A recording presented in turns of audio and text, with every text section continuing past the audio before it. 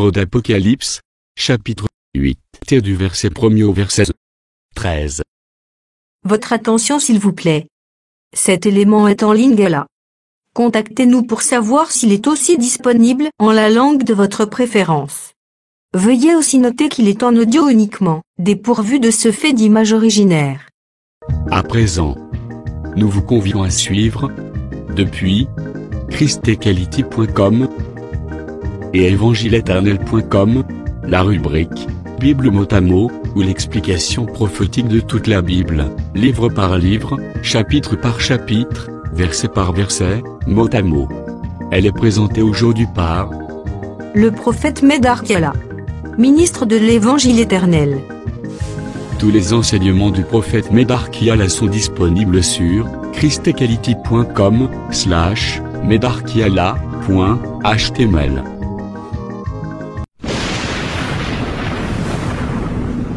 Bonne édification au nom de notre commun Seigneur et Dieu Jésus-Christ. Amen. Pezinga na kombo na Yesu Kristo. Sujet tozolobela eza sur les trompettes si Apocalypse 8 d'abord. Kotalisa yango na kimia nyonso par la grâce de Dieu. Tango tozotala na écriture. Totali na Ecclésiaste chapitre 1er, na verset 9 na 10. Kuna l'écriture du Seigneur les dit ce qui a été, c'est ce qui sera. O ezalaka yango kaka ndeko yaka. Et balobi Dieu ramène que ce qui est passé. Soko zui Ecclésiaste 3 verset 14 na 15. Balobi, j'ai reconnu que tout ce que Dieu fait, cela durera toujours. Il n'y a rien à y retrancher, rien à ajouter. Ce qui est a déjà été et ce qui sera a déjà été. Dieu ramène que ce qui est passé. Ces deux passages, Ecclésiaste 1, verset 9-10, Ecclésiaste 3, verset 14-15, ezo salisa biso ke soki totangi Apocalypse 8. Totali Apocalypse 10. Ba verset wana le biso ce qui a été. Donc c'est que photo lukango na l'écriture ya Moïse, na l'écriture ya ba prophète pour na to comprendre rango. Yango nazali ko yebisa bafandi nyonso ya gemena ke nzamba zwaka ba bilobeli balangage. Na mabele awa tosalelaka ba biloko neti moto azobeta trompette, moto azobeta parfois mbunda na ye, moto azosalela eloko boye na Bible. Mais biloko nyonso wana spirituellement ezalaka na ndimbola na yango. Yango soki tozwi Apocalypse 1 verset 10. Kuna l'écriture elobi la voix nazotanga ngo nom du Seigneur Jésus-Christ. Apocalypse 1er chapitre verset 10e. Et je vais d'abord te comprendre trompette d'abord c'est quoi.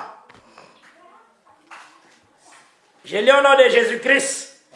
Je fus ravi en esprit au jour du Seigneur et j'entendis derrière moi une voix forte comme le son d'une trompette. Voilà. Donc la voix, il y a le Seigneur. Et ça est comparable à la trompette. Or, la voix du Seigneur, tout le monde qui a open Exode 19. Tangwa kitaki na Sinaï. Le Seigneur parlait avec Moïse dans le verset 16e. Mais le peuple attendait la trompette qui retentissait fortement. Donc, la voix du Seigneur, les parler du Seigneur, est comparable à la trompette. Maintenant, ce qu'on suit, parler à Zambé, Zambé a parlé à grâce, a parlé à colère, comme il y a jugement. Nazopesa na lukaka ba biteni nazopesa l'écriture pour nous comprendre d'abord. Soko zui otangi na Nombre chapitre 10. Le Seigneur a dit Moïse à partir du verset 1er basa la 2 trompettes d'argent. Ba trompette on est qui significatif. Première tiranango et coédé pour le rassemblement ya camp, ya peuple. Donc pour que le peuple va s'assembler, il faut la trompette sonner. Et cette trompette-là était le signe de la parole. Et la parole, c'est Jésus-Christ. Yango moni par la chute d'Adam, bisogno sotopanzanaki. Mais il fallait une trompette ya. Yamone Seigneur qui est rassemblé. Yamone Jésus dans Jean 5 verset 39-40. Alors dit vous lisez ces choses. Ça parle de moi. Donc quand on lit Moïse, ça parle de Jésus la carte. Donc c'est que ils ont la trompette à rassemblement pour ceux qui sont ébimi et rassembler peuple. Yamone Caïphe na Apollos na Jean 11 Caïphe alobaki ke boyebite ke sengeli moto moko nde akufa po libota mobimba ebika. Écriture continue elobi azalaki kolobana tina tozwi yango po totanga parce que ezalaka na litomba makasi korespecte elobeli na Nzambe. Na verset 51 à 52, on a vu dans nos trompettes, il y a rassemblement avant na koma, na trompette est en Apocalypse 8. Parce que trompette veut dire tout simplement la voix de l'Éternel, la parole de l'Éternel. Or la parole de l'Éternel, c'est Jésus-Christ lui-même. Et Jésus-Christ, il y a agneau, azalaka agneau, pas azalaka na l'air, il y a colère de l'agneau, net dans 6e saut. Apocalypse 6, verset 17, la colère de l'agneau. Donc il y a la voix, il y a colère ou voix à vengeance. Ils appellent la voix à grâce. Il y a toujours tant la nègre qui prend la grâce d'abord comme une trompette parce que c'est les gars rassemblés. Dans le Caïphe à Zoloba, l'écriture est le bien dans verset 51. Or il ne dit pas cela de lui-même. Mais étant souverain sacrificateur cette année-là, il prophétisa que Jésus devait mourir pour la nation. Et ce n'était pas pour la nation seulement. Voilà dans le verset 52e, il y a Jean 11. C'était aussi afin de réunir en un seul corps les enfants de Dieu dispersés. Voilà Christ Jésus comme la trompette. Mais ça comme l'agneau expiatoire pour la grâce, afin qu'à Sangui Sabis. Aujourd'hui, nous sommes en Christ. C'est parce qu'il est comme la trompette, il y a grâce. Parce que déjà, le nombre 10, que la trompette est pour un rassemblement. Et aussi pour la guerre, pour le départ. Wana nyonso tokolobelango sima, mais nazala likambo ekobeta aussi pour la guerre. Et Kobeta aussi pour le jugement. Mais comment Paul a classé jugement des impies? Abandina nous kolobango na Romains 12. Azotalisana nous bolingo oyo yo mwana ya Nzambe, il faut ozala na yango na bisika nyonso koki kosala. Pambola kolakela mamabe, kolakela bato mabete. Ata moto asali yo mabe yo pambola. Salaka kamalam. Yango Romains 12 Zoloba. Je lis au nom de Jésus-Christ. À Zoloba Boy. Verset 19. Romains 12. Ne vous vengez point vous-même, bien-aimés, mais laissez agir la colère, car il est écrit, à moi la vengeance, à moi la rétribution, dit le Seigneur. Verset 20. Excuse. Mais si ton ennemi a faim, donne-lui à manger. S'il a soif, donne-lui à boire. Car en agissant ainsi, ce sont des charbons ardents que tu amasseras. Et ça, la future sur sa tête. Donc, c'est que acte nyon so kosala ya malam. Ata moto ya monguna azosala mabe. Zamba ko vengeaka plus tard. Vengeance na ba bengi yango charbon du feu. Parce que tozali na Apocalypse 8. Maintenant, quand on lit maintenant Apocalypse 8, tozo comprendre d'abord boye. Tant tobani na verset 2e, parce que si j'ai n'ai vu ça sur les 7 trompettes. Et je vis les 7 anges qui se tiennent devant Dieu, et les 7 trompettes leur firent donner. 7 trompettes veut dire 7 paroles. Pas si tu expliquais trompette. Ah, tu expliquais déjà trompette. Et ça, 7 paroles, parce que la Bible les a déclarées avant de continuer, dans le psaume 145. Psaume 145. Et Zoé Bissabiso Boye. Dans psaume 145. Et le Biboye. J'ai lu au nom du Seigneur Jésus-Christ.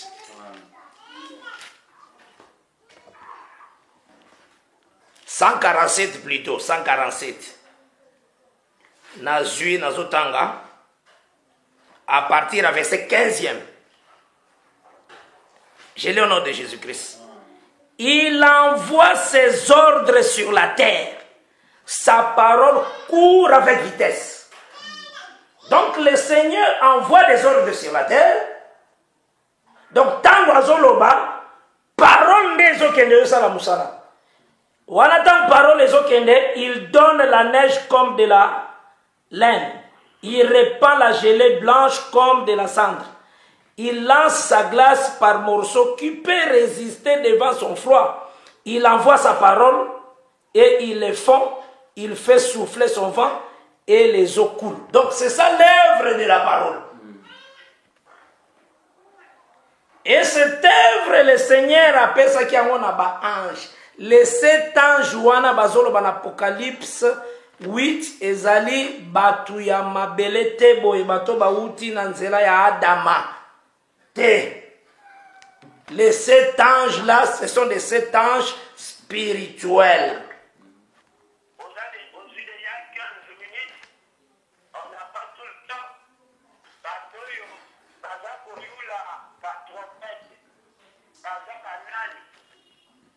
Eza ba ange spirituel, eza batu ya mabele te. Parce que les anges sont les esprits dans le service de Dieu.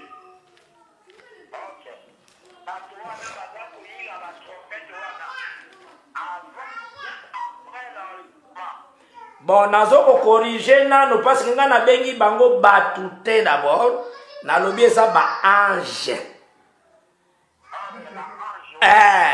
Oyo tokoye bango ndenge nini soki eza avant to après. Soki kaka totangi na kati ya likomi. Omoni tango moni verset 2. J'ai vu les 7 anges qui se tiennent devant Dieu et 7 trompettes leur firent donner. Maintenant dans verset 3 bazolinga koyebisa biso boye. Et un autre ange vint et il s'éteint sur l'autel et il y a un encensoir d'or. On lui donna beaucoup de parfums afin qu'il les offrit avec les prières de tous les saints. Donc, bazui balosambo ya batu nyonso ndeko François. Ah wow.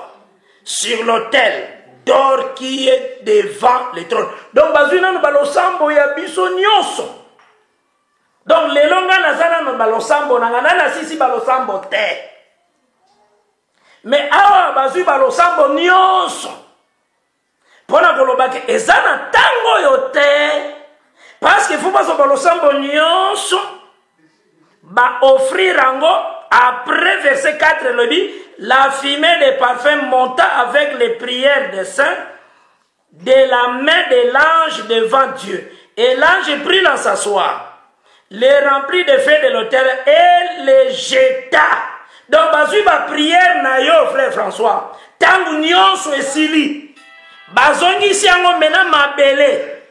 Paul a mona ki ango déjà. Lobeki na Romains 12. Soki yo ozo bénir. Ozo sala bolam. Tangu ekozonga ke kozala makala ya moto. Nde Paul explique na Romains 12 eza ta ya vengeance. Yango moni bazui ba losambo awa.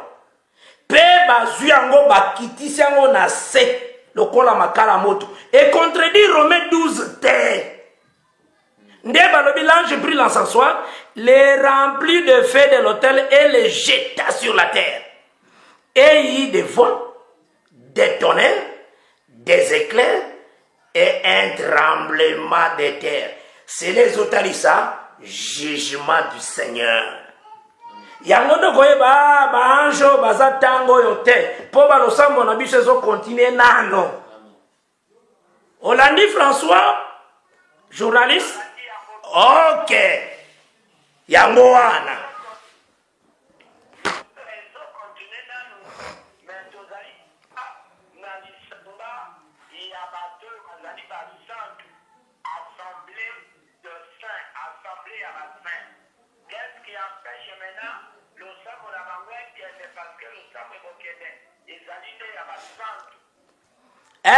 Nandimi yango losambo ezokene na lobi na longi lolenge boye journaliste François na lobi losambo na biso nanu esili te. Awa eza bazui ba losambo nyo donc eza neti ba kongoli ba losambo nyonso déjà. Tisikoyo yozo sambela na ndako. Oya zo sambela nanu. Oya zo sambe meko yaka tango moko nengi Paul alobaki na Romains 12 eko kitaka na se na forme charbon de feu des brasiers. C'est pourquoi bazoloba awa bazui balosambo nyonso nde bazongisi na se.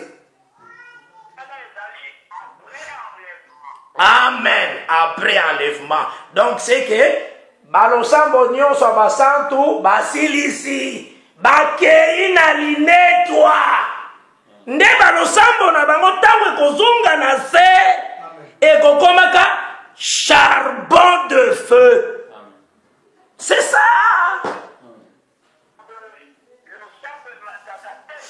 Et mataka nde na yebisi yo bien que nanu esili te.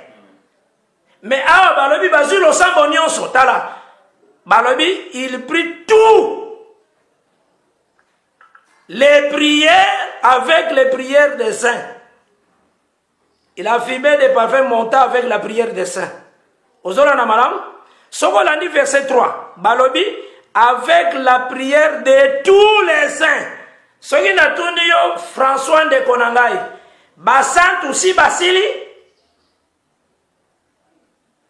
te nanu basili te bato mususu kuna nanu babongoli metema te tango bakobongola motema bakoti lisusu. Mais awa balobi balosambo nyonso ya basantu nde bakozongisaka yango na se na forme ya esambiselo.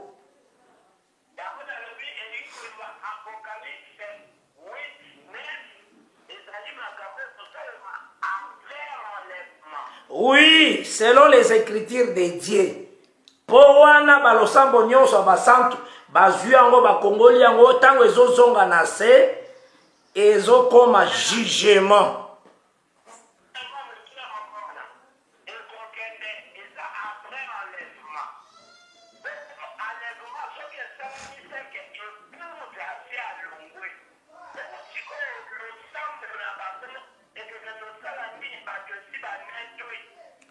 kasi yango nayebisi yo déjà te que journaliste losambo na biso ezokende mais lelo tango ezozonga ezozala tozopambola tozosala tozolimbisa tozosala bolamu eza ndenge wana te mais awa watango losambo na biso nyonso ezozonga neti etumbu na mabele eza tango oyo te journaliste. Il faut comprendre les mouvements. Parce que dans le langage à Bible, Zambe abengaka aussi tonnerre comme jugement na ye. Na 1 Samuel 8, 1 Samuel 7, verset 9. Natangaka yango parce que zakana tina. Pour ceux qui te veillent, biso to bengami to milobela makambo te.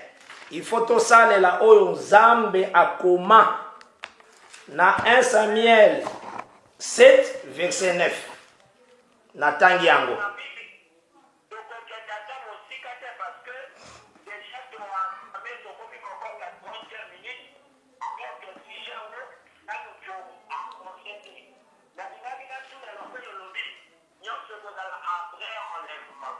Oui.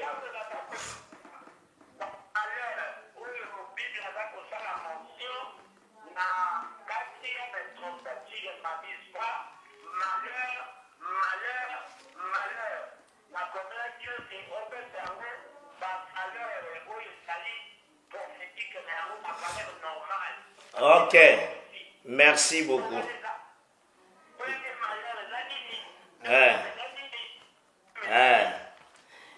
Na lobi boye journaliste batu bakosa gemenate ubie wapi ke ba malheur wana eza ba guerre mondiale wana eza vraiment lokuta bakosa vraiment batote nzamba ebilité ya ndenge wana te eza ba guerre mondiale te c'est yango nazonzo écriture soko zu écriture donc soka lobi ndenge wana à se repentir eza lokuta eza ba guerre mondiale te ozui awa malheur ango ezaka na Bible na Apocalypse 9e 5e ange nde a sonné premier malheur yango moni soko tangi totanga verset 12 il y a Apocalypse 9 soit verset 12 Apocalypse 9. Ah, voilà. Donc, malheur en monde, et Apocalypse 9, comme la première dit verset 11e. Maintenant, des malheurs, ils ont sima, et 6e trompette, comme la verset 13e, Apocalypse 9, mais aussi Apocalypse 10. Et ça malheur et kokita na mabele. Ce qui moto azui frère na ya kotien Apocalypse 10. Donc comme ici l'ange a malheur. Donc il y a troisième malheur. Mutu elingaka motei na ya kolongole na Apocalypse 10. Po ezande malheur. Ozomo parce que aujourd'hui verset 13e. Basi ba ebisi que premier malheur yango ya wana Apocalypse 9 verset 1 à 11. Ba ebisi bien que premier malheur eleki. Ba benga ngo guerre mondiale te, première guerre mondiale. Te wana za lukuta. Après ba na 6e verset 13e, 6e ange a sonné. Deuxième malheur yango. Après Apocalypse 7 10, troisième malheur et ça na 7e trompette.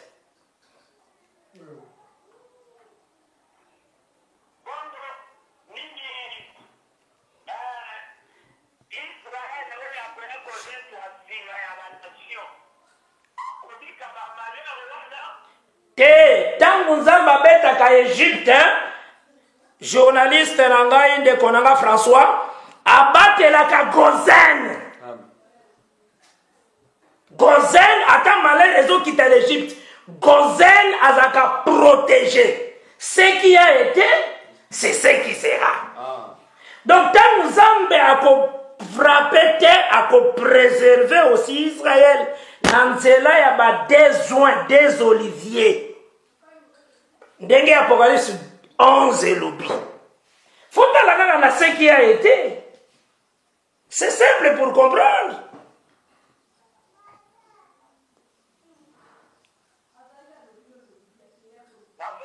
Oui, c'est ça. Yango moni nazwina nous première malheur nakata malheur Apocalypse 9. Tango zotanga Apocalypse 9 verset 1er. Eza malheur a libosé sa première guerre mondiale te. Oya te ide ngona vima lukuta. Akosi batu. Ilandango awa. Premier malheur nango passe premier malheur nango verset 12e. Ya Apocalypse 9 verset lobiango. Nde yoga nenge sali. Le cinquième manche sonna de la trompette. Voilà verset 1er. Il y a Apocalypse 9. Voici des malheurs encore viennent après lui. Mais malheur là, comme on est Kasi de malheur ango yango yozotanga na écriture te ko banda verset 13, 14, 15, 16 ndenge kozala. C'est ça. Olobi ndeko nanga journaliste. Tango na biso te. Soki mutatiango na tango na biso akosi. Parce que lokuta balobela yango ezaka lokuta ekobongola te. Ya tango na biso te.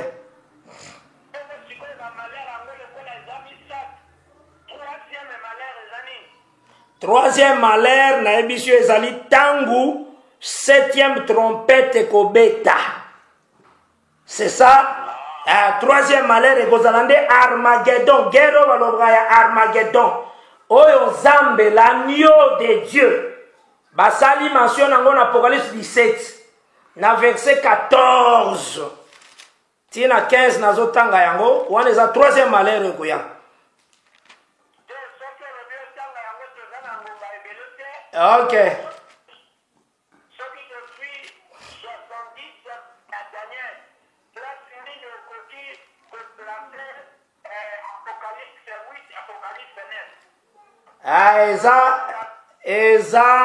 Il faut yebake na 70 semaines de Daniel etikala une semaine de tikali. Mutazo te ya ke 70 semaines de Daniel etikali 3 ans et demi à kosi. Etikali 3 ans et demi te. Etikali une semaine. Pona nini?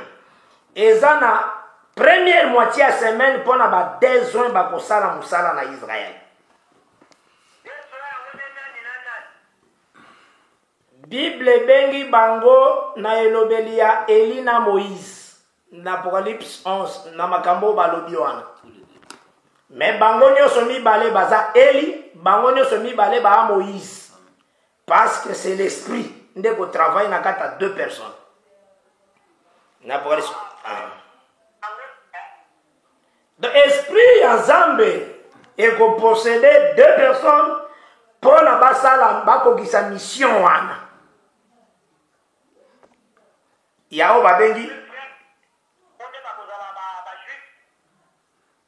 Mais bien sûr, Israël faut embandé son frère et ses frères. Ok. Ah.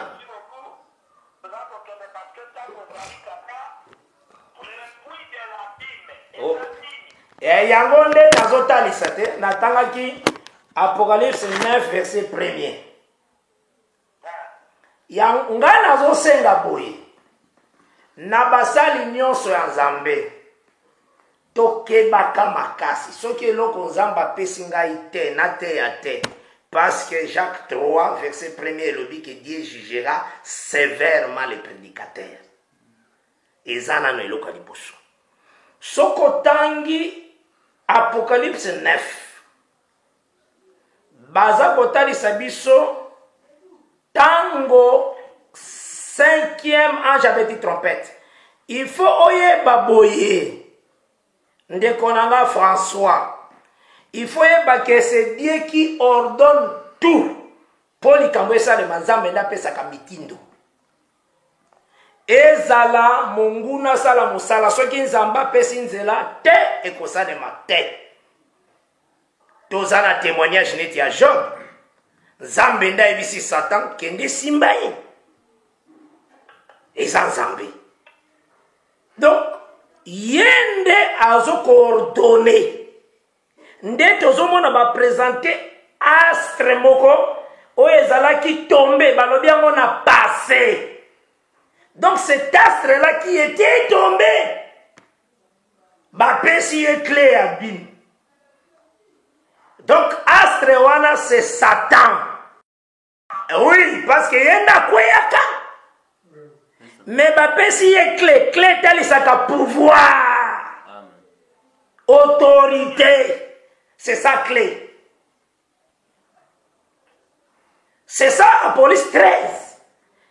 Le pouvoir est pésamelié pendant 42 mois. Ako bundisa basantu pe akolonga bango na tango wana. Osona na bala? Donc clé wana de pouvoir.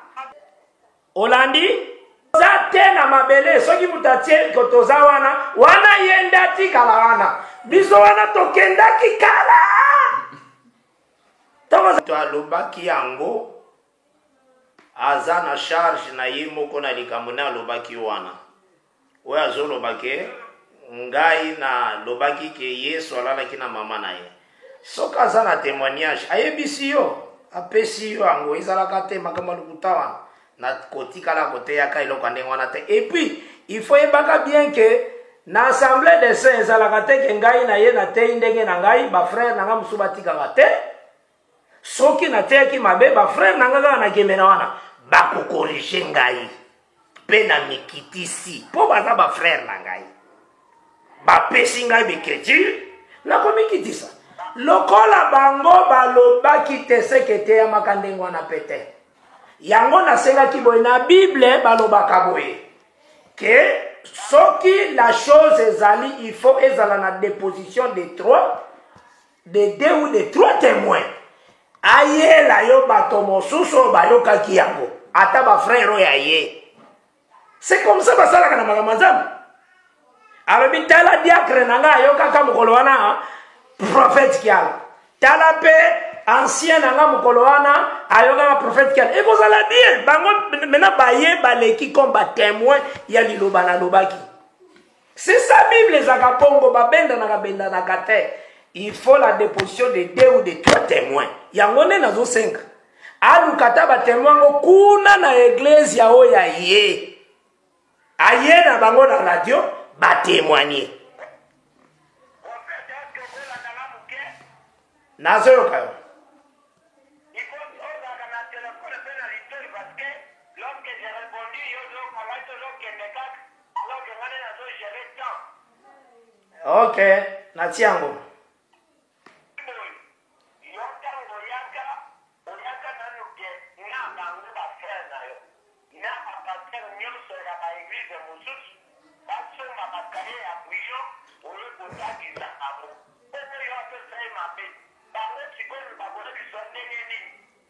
Baza na molimo santu ndeko na ngai eza basala nzambe na respectaka bango makasi koloba na mutu azwa kaye eza problème ata moko te ngai na kokozala wana ndeko mosu azoteya na kokokoma makambo atei eza ta problème te oyo pa kokozala wana mutu mosu azoloba eza lolenge ya mutu aveye na likambo tozoloba ce n'est que ça.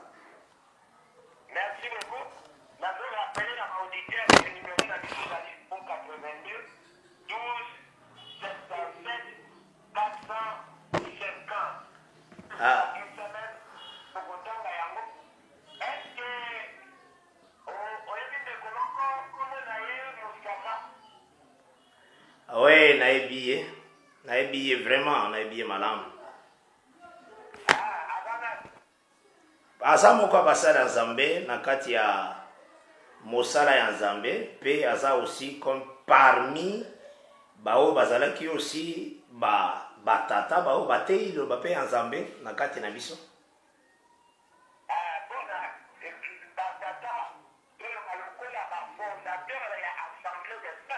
Bon biso tolobelaka fondateur te wana eza maloba ya bato na ba français.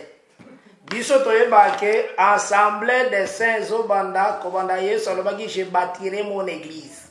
Je bâtirai mon église. Alobi yango na Matthieu 16 et puis ebandi kobanda Pentecôte.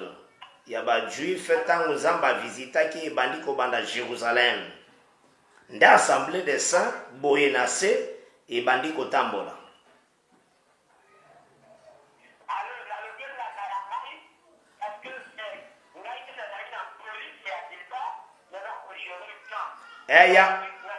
Yango mpe ngai mpe fona repondaka soko lobi malamu te na semboli. Po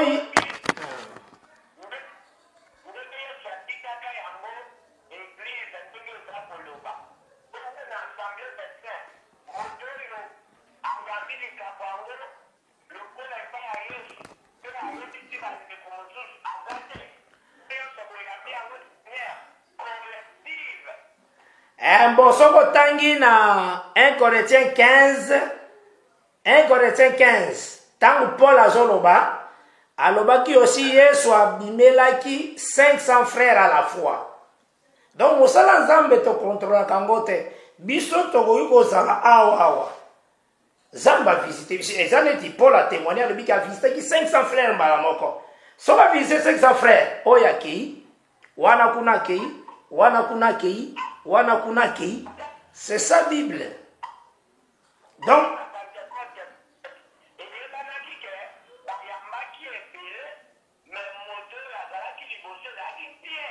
bon, nazo yebi ngana répondre yo ndenge assemblée de ces alaka.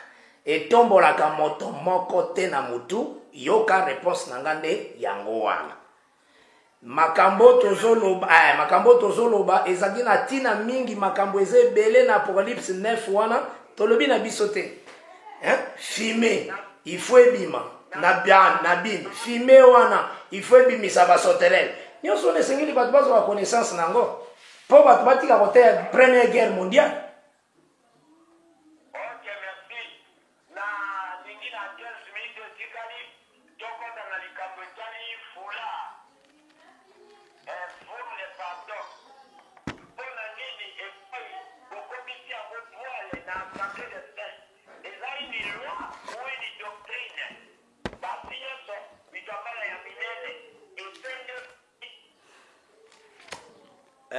Tolobina no boye assemblée des saints et bakisaka te elongolaka te.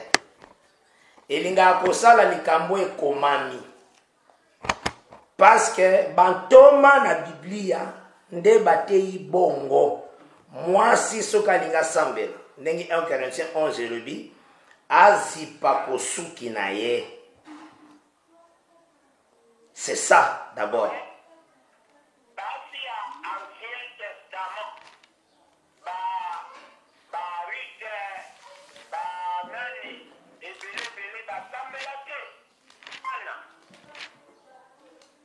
Bon, omoni makambo Nzambe ndenge ezalaka boye, il faut koyeba ko respecter fondement oyo Nzambe apesi. Fondement ebandi na bapôtre. Bapôtre nde baza fondement, c'est comme ça batangaka Bible. Bango nde fondement. Donc bango nde baza comme référence d'abord ya enseignement lolenge culte ya Nzambe fo ezala. Nde likomi oyoyo eza na 1 Corinthiens 11 ezalaki 1 Corinthiens 11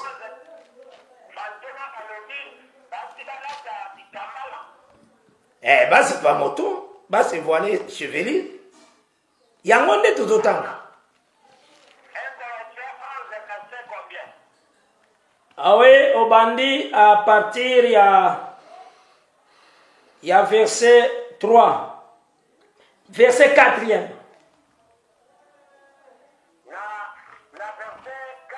Kobana na 4 ti na 6. Okotanga yango? Oui.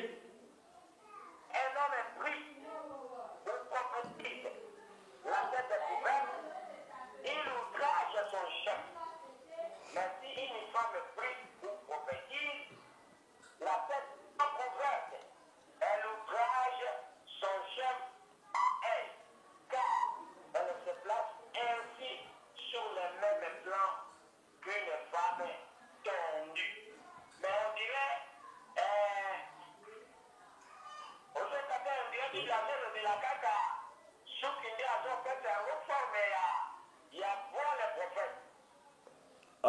wana eza na verset 14e.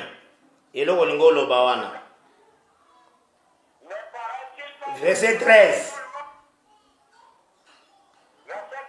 13 na 14.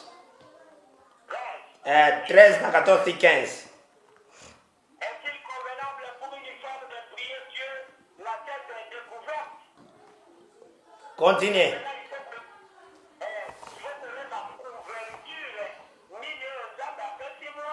Ke yango nde nalobi otanga te, ozotanga te? Yango nalobi tanga ti na 15.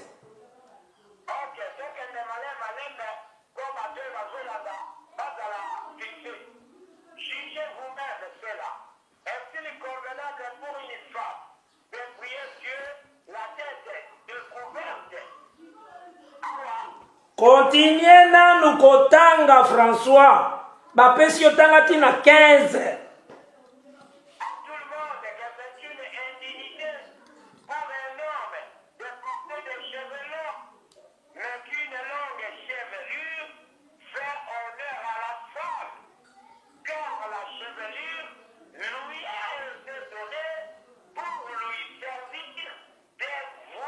Voilà.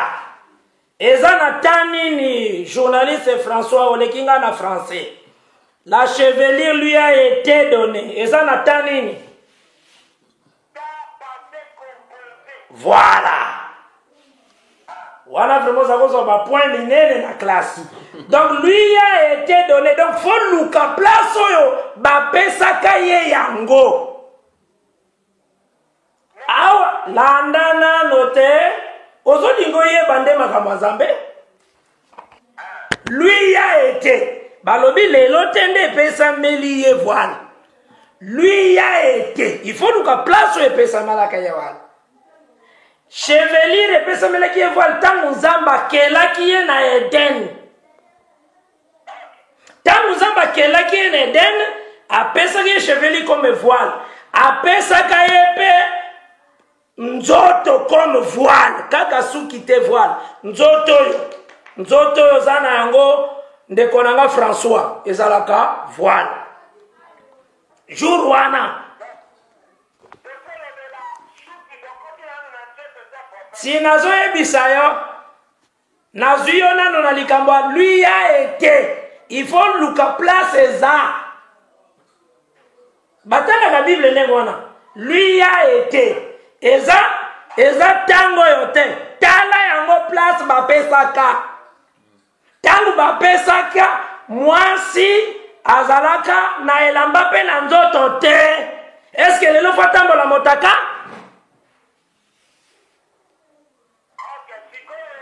Na tuni question de tuna balandi.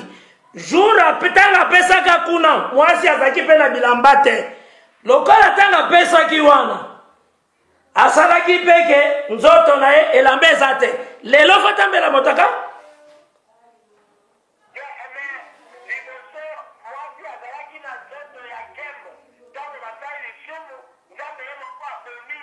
Ah!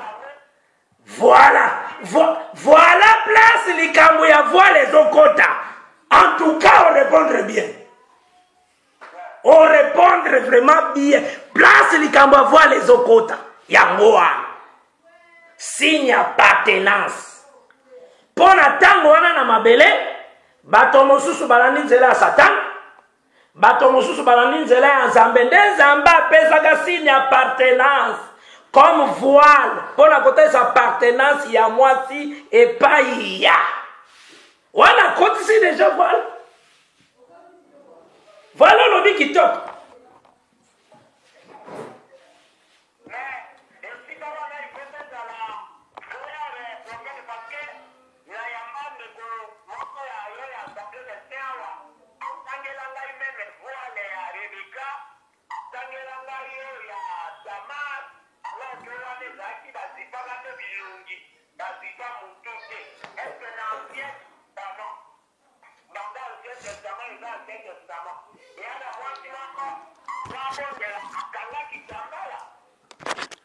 Mais nazo comprendre binote. Awa balobi une femme so balinga sambela a se voiler. Donc, pour la bino, vous comprendre, moi, si avant Sambela, abo kisasuki. Yango, pour balobi, soka linga Sambela, amizipa, suki. Bon, pour la compréhension, la bino, le la voile, et zali suki. Cela veut dire, moi, si soka linga Sambela, aboti si suki, le la nzamba, pesa kasuki. Et abongo, maintenant, il faut vous dire que mibali bakotaka na ba chapeau na l'église. Ngai église andenge wana. Oyo basi ba osambela mutu polele na kokota na chapeau.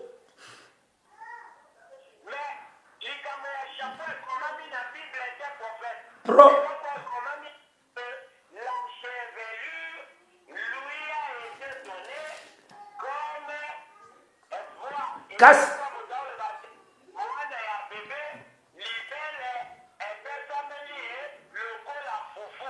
Oyo eza na passé yo lobi epesameli ye oyo epesamelaka ye il faut landa ndenge likambo eza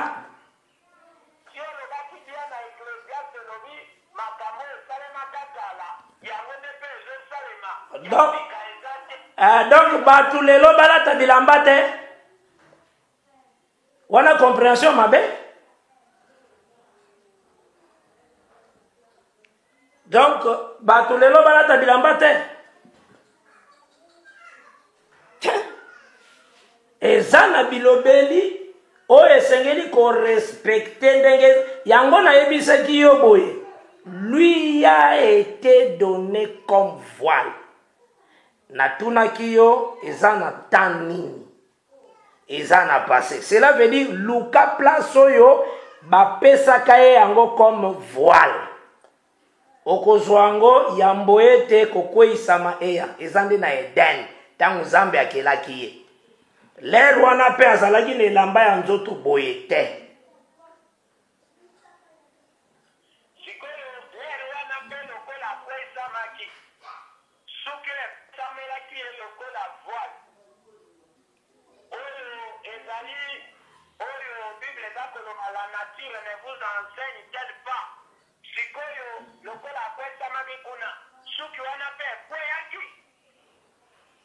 Wana awa tozomona Paul azolobela na lolenge epesamelaka yango nde tozotangawa lolenge epesamelaka parce que bato bazwakango la chevelure lui est donnée te lelo te wana eza etangeli mabe lui a été lelo te. Pona lelo, il faut qu'elle ait un verset 4 et 6. Moi, si je suis sambela, amizipa moto. Merci beaucoup. Merci beaucoup. Voilà, il y a assemblée des saints. Il y a ma sœur est catholique et qu'est-ce que maintenant, tout nos pays sous croix, yo bato musu batiaka na l'église na bango. Na Jésus o bango batiaka ya ba photo wana. Na oyo katolika chake keseni? Wana ngai na setuna mituna wa yeso pesa ya yango ngape na tuni te? Te. Ngai pe na tuni po Yesu pe tango batunaki yeke par quelle autorité obengani milimo mabe na mutoyo. Ya zongiselaki bango. Est-ce que baptême Jean et utaki likolo donase ozoma na motuna to imiteka Yesu te nde yango na tuni croix oyo bato musu ba otia na l'église na bango na oyo ezapa bande ko na biso catholique ekeseni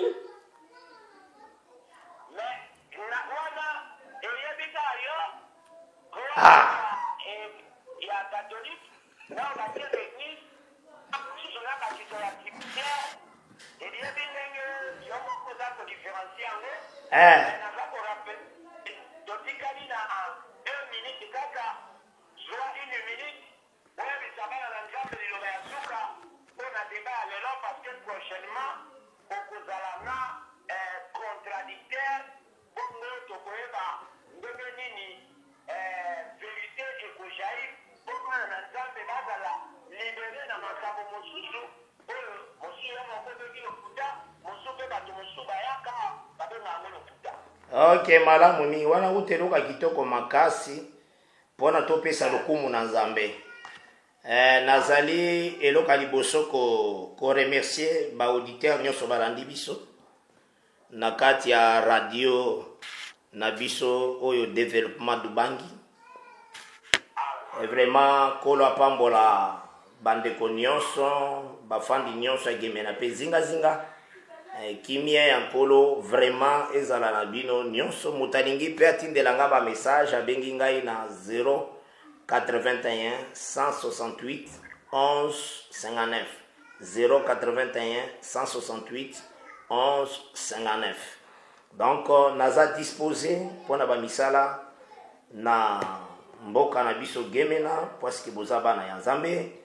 Vraiment kimia ya kolo ezala na bino Nzambe abatela yo esika ozali vivre vie ya sainteté zala mosika na lisumu tangwa na lisumu bondumba eza mabe koyina kofinga lolendo eza mabe kokosa eza mabe bomo nyonso ya lisumu boya yango Nzamba ko yamba yo pe okobikela bonzambe ngolo na Nzambe ezala likolo na moko na moko.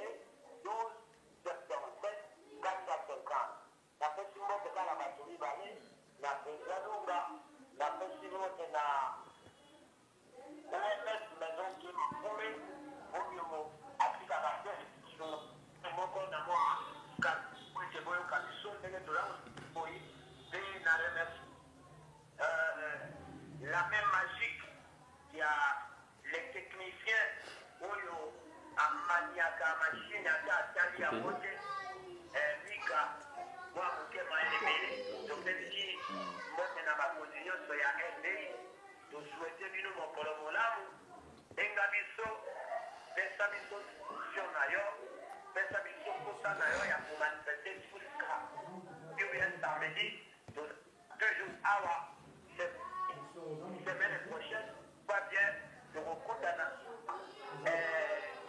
tabiso ya awa na ide mosusu oyo tokoyamba a partir ya Kinshasa bongo basite profete alingi aloba nini. Oui, naza surtout de disposer de garder son film. On remercie.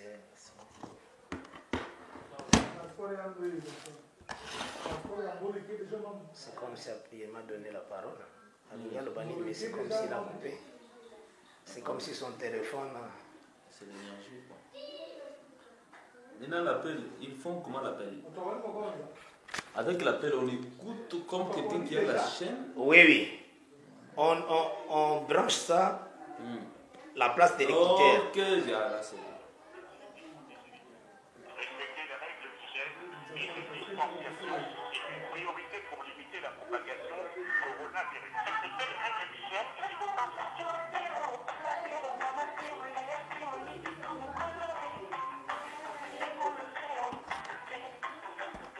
développement de Radio développement. Ok, ça va. Remercions le Seigneur, nous te remercions. Parce que tu es le Dieu grâce, de paix, de miséricorde, tu es le Dieu saint, mon rocher, mon appui, Yahweh. Par ton grand amour, tu nous as conduits, Yahweh, Nabi, mon Dieu, tu nous as orientés en tout, tu nous as bénis, Seigneur, nous te sommes très reconnaissants pour cela. Ton nom est grâce, nul n'est comparable à toi, nous t'élèvons, Seigneur, pour ton amour, pour ta grâce. Que ton nom seul, Yahweh, Nabi, mon Dieu, mon roi, mon rocher. Ezala béni glorifié Yahweh na nyoso sali zambe na kati na biso tatu e kombo na yo zambe. Merci Jésus pour l'assistance. Merci parce que tu as gardé la connexion. Pour garder zambe na biyo no Yesu Christo mon Dieu qui relève à la malam. Tito aussi sa maté na biso. Na kombo na Yesu tatu rio Seigneur de grâce. Amen. Merci d'avoir suivi ce message et que Jésus-Christ vous bénisse. Si vous avez une question à l'intention de l'homme de Dieu, si vous voulez que l'homme de Dieu prie pour vous, si vous voulez vous confier à l'homme de Dieu, ou si vous voulez tout simplement bénir l'homme de Dieu, contactez-le directement si ses coordonnées sont disponibles depuis sa page. Sinon, contactez-nous et nous lui transmettrons vos préoccupations. N'oubliez pas de faire un tour à notre page évangélisation pour voir en quoi vous pouvez vous rendre utile à Christ par cette œuvre. Que Dieu vous bénisse tous. Amen. ChristQuality.com. Les cieux en un clic de la souris. Évangile-éternel.com, le site de l'Évangile éternel. Christ et Quality Fondation, équilibrer la manne ramassée dans le désert de sorte que chacun ait un numère.